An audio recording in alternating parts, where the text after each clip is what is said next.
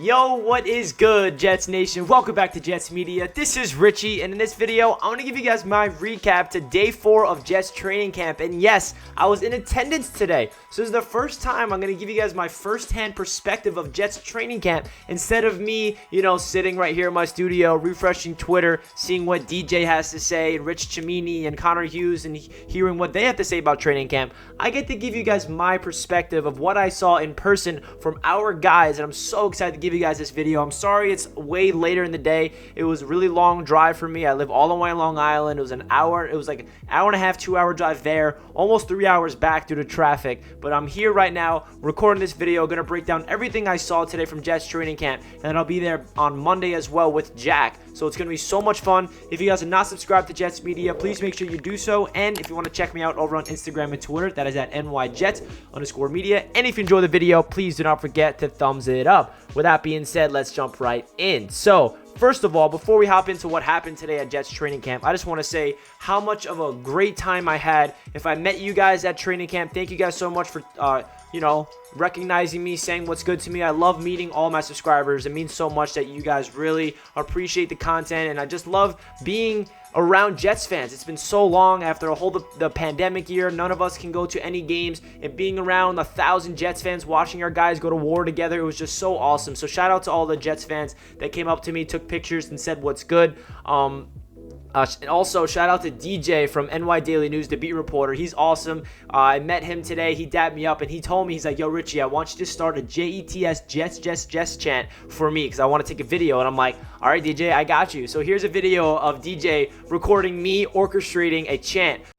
JETS, Jets, Jets, Jets. One more, ready? JETS, Jets, Jets, Jets. Let's go! So yeah, as you can see right there, I was absolutely so hyped up right there at the end, screaming, let's go. Let's go!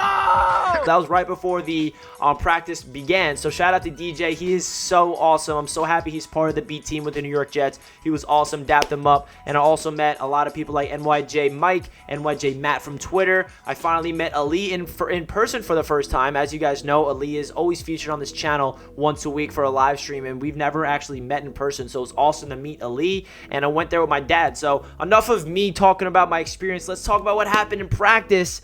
The way it started is Elijah Vera-Tucker comes up to the Jets fans and hypes us up. I did not know Elijah Vera-Tucker had this much energy, honestly. He was the first player after the warm-ups and after the stretching. He sprinted to us, threw his helmet, and screaming on the top of his lungs, let's go, hyping us all up. I'm like, oh my God, that's my left guard. We traded up for you. We should have traded our entire future for you because you deserve it. I mean, I don't even know what I'm saying. I was just so excited to see Elijah Vera-Tucker, be that hyped up and give us that energy. We need that from our rook, and it was just so awesome. So I definitely want to start off with that. Now let's get into the talk of the show, and that is Zach Wilson. Oh my gosh, guys. So as we know, Zach Wilson saga, he did not sign his contract. He missed the first 2 days of practice, and then his first day of practice was a little rough. He started off the practice pretty well yesterday, I'm talking about. He threw a 40-yard bomb to Elijah Moore, threw a touchdown to Corey Davis, and then he struggled, threw an interception to Marcus May, and all the beat reporters were saying that he looked really poor.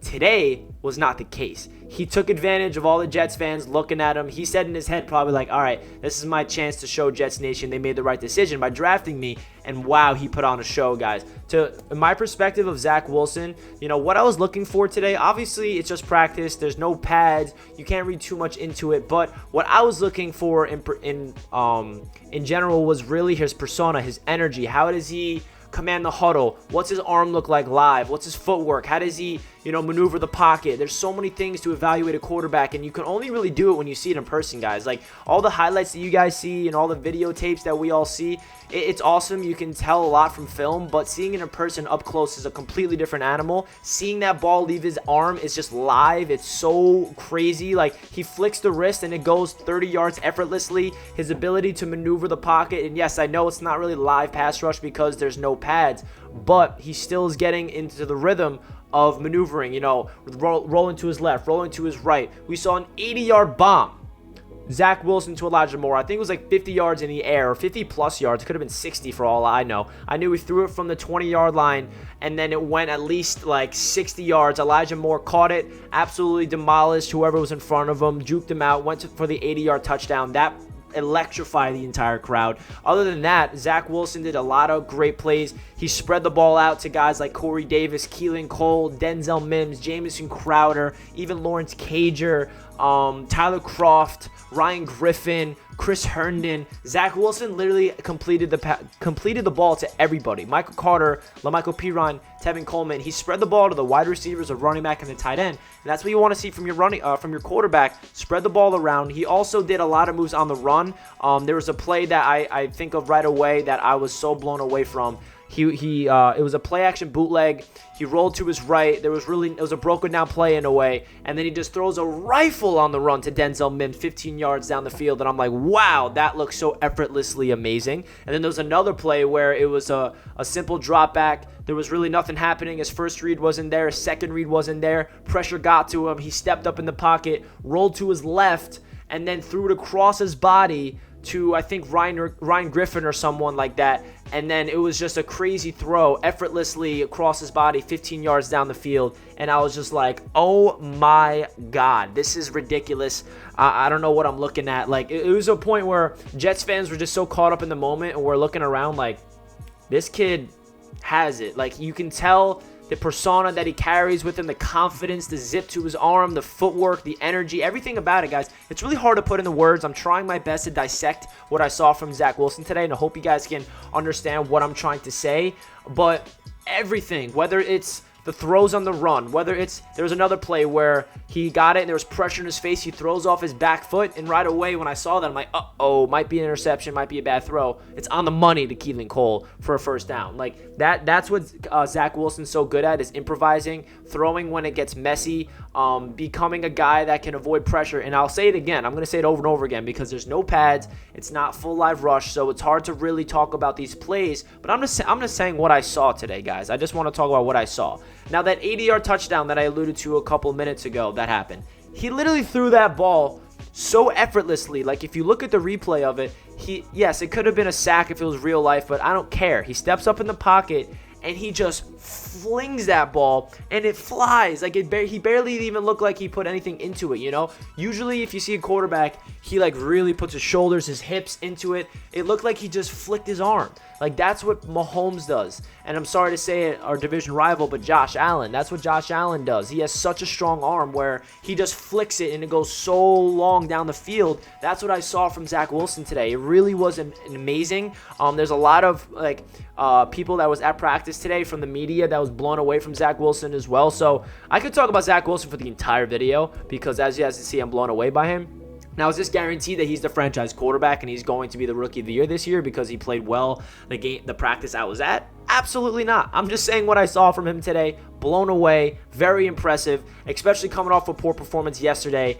Shout out to Zach Wilson. He looked absolutely phenomenal. Now let's get into Elijah Moore. Elijah Moore looks like an absolute stud. Everything about this kid looks like he's the real deal, whether it's his footwork, his speed, his route running, his change of direction, his, everything about it, his hands. He really does look like a player where you look at it and you're like, yeah, this is a guy that's going to be able to make a lot of plays for this team, for the New York Jets. I mean, it's not even just his ability to create separation. It's when he has the ball in his hands, he's electric. The stopping on the dime. Like, it's really hard to explain these things, because when I was looking at Elijah Moore, he was returning punts, doing a punt drill. He would juke people out like ease. He would create separation like ease. Whenever the ball's in his hands, he looks ridiculous. So Elijah Moore, seeing him in person for the first time, he's so little and compact, but he's so fast and electric, and I cannot wait to see what he can do. He's going to line up in the slot, line up on the outside. He's going to do a lot of things. And then all the wide receivers look good today, guys. Denzel Mims got action with Zach Wilson. Lawrence Cager had a nice play. Keelan Cole had a phenomenal sideline grab. Corey Davis had a great grab. Braxton Berrios, Vincent Smith. Like, we have a lot of receivers, and they all made some big-time plays today. Now, does that mean that the cornerbacks did not have a good day today? Maybe. You want to talk about the cornerbacks for a little bit? What I noticed from there, Lamar Jackson had a really acrobatic play. Bryce Hall was all over the place in terms of just, Zach Wilson didn't really target Bryce Hall is what I noticed. Maybe that's a good thing. He was on Corey Davis for the most part, and Corey Davis got like one target, and it was a completion. So Bryce Hall did his job today. It was really hard to evaluate the corners. Definitely the wide receivers won today in terms of the battle between the wide receivers and corners. So let's get into the trenches. Mekhi Becton versus Carl Lawson. Who won the battle today? Mekhi Becton. Mekhi Becton contained Carl Lawson all practice, but you can see the explosion from Carl Lawson. Like, it's really ridiculous that matchup. And also, before I get into this matchup, you got to realize there's no pads on yet, so it's really hard to evaluate the trenches when there's no pads in full go. You'll be able to evaluate that way more when there is pads on. So Carl Lawson is explosive. He's so explosive off the edge. It's ridiculous. His bend around the corner. Mekhi Becton really contained him. There were some times where Carl Lawson got to Zach Wilson and, made Zach step up in the pocket or roll to his right. But Mekhi was definitely winning the battle every single snap, most of the time. I think out of 20 passing downs, Mekhi probably contained him 17 out of the 20 times out of the things that I noticed. Also, Elijah Vera-Tucker was doing the same thing. They were both hip to hip in pass protection. And then if you want to talk about the run game, it's really hard to evaluate the run game with no pads as well, because you see these guys get wrapped up behind the line of scrimmage, and then they keep running even though they're technically tackled, because they're not playing tackle yet. They're playing two-hand touch. They wrap you up and they run for an extra 20 yards, and it looks like they did well, but in reality they would have been tackled for loss there. But Michael Carter, what I noticed from him, he looks so shifty out there. His jukes are crazy. His footwork is awesome. His body type is so unique, very compact. I love what I saw from Michael Pirine. He showed a lot of explosiveness that I didn't really know that he had in person. Ty Johnson looked great. Josh Adams had a good play. Tevin Coleman. The running back room looks like a lot of fun. And now let's get into another quarterback that played today, and his name is James Morgan. He had a very good day. He had a crazy 40-yard touchdown to Montgomery. He had a rifle to Tyler Kroft. He looked like a very good quarterback today. And yes, it's James Morgan. I know some Jets fans can't stand him. I don't know why. Me as a Jets fan, I'm rooting for James Morgan. We drafted him last year. I want him to prove to be a guy that we can trust whenever something goes wrong with the quarterback position. He can come in. I don't know why some Jets fans are so against James Morgan. I understand last year we shouldn't have drafted a quarterback in your eyes, but hey, if James Morgan could be a pretty good quarterback off the bench, by all means, let's do it. James Morgan looked like a good quarterback today. Again, it was only practice, no pads. He's only going to, he's going to have some rough days. He's going to have some good days. But what I saw from James Morgan today was very good football from a quarterback. Now, let's get into the defensive side of things. We talked about the cornerbacks. I forgot to mention this. Jason Pinnock, he had a crazy acrobatic interception. He actually picked off Mike White. Mike White had a very rough day at camp today. Had a couple terrible throws, to be honest. Very indecisive. No, not good footwork. Not really doing anything that wows you. James Morgan looked like the quarterback too in my eyes. But Pinnock had a crazy acrobatic catch. You can tell that he has really good ball instincts and good ball skills. It was a pass deflection, and Pinnock literally just reacted to it and caught it and then returned it. So Pinnock looked really awesome. So that's really my thoughts of everything that I took away from Jets training camp. Also, as you guys saw from the video, Robert Saleh, he was talking to us at the end, and he gave us an all gas, no break chant. It was so sick to look at Robert Saleh up and close, personal, and just be like, yo, you are our guy. You're the man. And so shout out to Robert Saleh, and shout out to the entire Jets organization, the entire vibe around the training camp today. You walk in, there's the Jets shop, there's things for kids, there's food, there's everything. It was all free.